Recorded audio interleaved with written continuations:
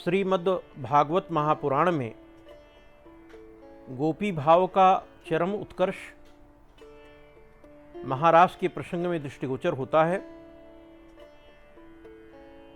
जिसको हम महामिलन भी कह सकते हैं। इस महामिलन में प्रत्येक गोपी कृष्ण के सानिध्य का अनुभव करती है।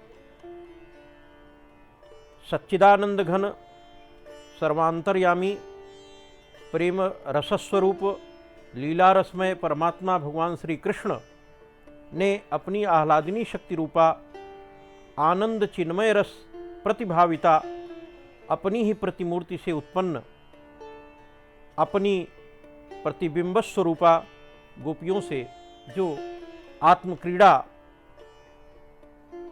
किया है, उसे हम महारास की संज्ञा से विभूषित करते हैं। भागवत वर्णित रास प्रसंग वस्तुतः मधुर प्रेम की पराकाष्ठा है।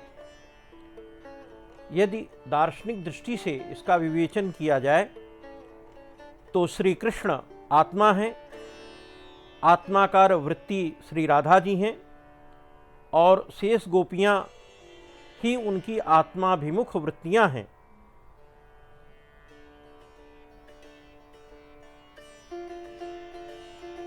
इस संबंध में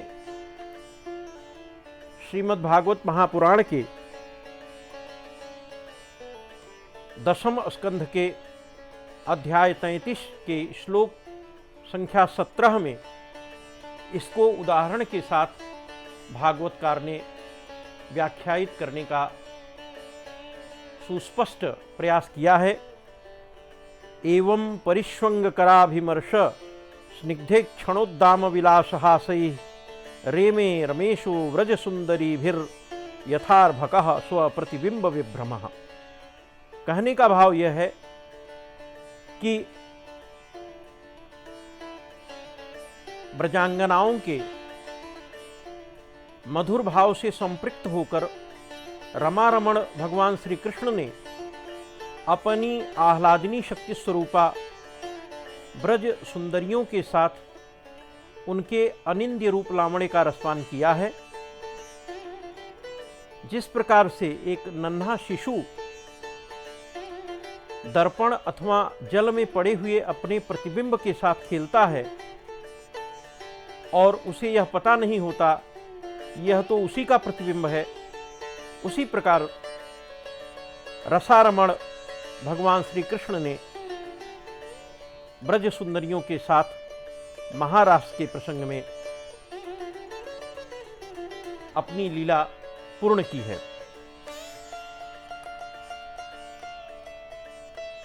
भागवत में वर्णित जो गोपी प्रेम है, वस्तुतः उसमें प्रदर्शित सभी मनोदशाएं यथा भगवान के अंगों का संस्पर्श प्राप्त करने के लिए ही गोपियों की इंद्रियां प्रेम और आनंद से विह्वल हो रही हैं। वे अपने केश वस्त्र कंचुकी आदि को भी पूर्णतया संभालने में असमर्थ हो गई हैं। एक उदाहरण से आप यूं समझ सकते हैं, जैसे छोटा सा ईख का पौधा क्रमशः रस, गुड़, खांड, चीनी और मिश्री का रूप धारण कर लेता है, उसी प्रकार भक्त भी परमात्मा के प्रति होने वाली मधुर रति से विभिन्न अवस्थाओं को पार कर भाव तथा महाभाव की चरम अवस्था में पहुंच जाता है। महाभाव की वह परम अवस्था भागवत में वर्णित ब्रजांगनाओं की प्रेमा भक्ति के रूप में, महारास के रूप में प्रकट होती है। तदंग संग प्रमुदाकुलेन्द्रिया केशान्दुकूलम कुछ पट्टिकाम वा नांजः प्रति व्योढ़मलम ब्रजस्त्रियो विस्रस्तमालाभरणा कुरुद्वः। इस प्रकार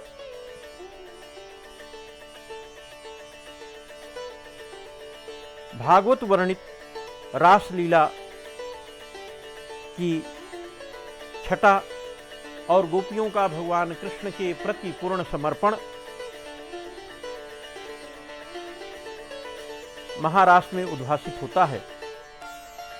जिस दिव्य क्रीड़ा में अनेक रस एक ही रस में होकर अनंत अनंत रस का आस्वादन करें तथा एक रस ही रस समूह के रूप में प्रकट होकर स्वयं आस्वाद्य आस्वादक लीलाधाम और विभिन्न आलंबन एवं उद्दीपन के रूप में क्रीड़ा करे, उसी का नाम रास है।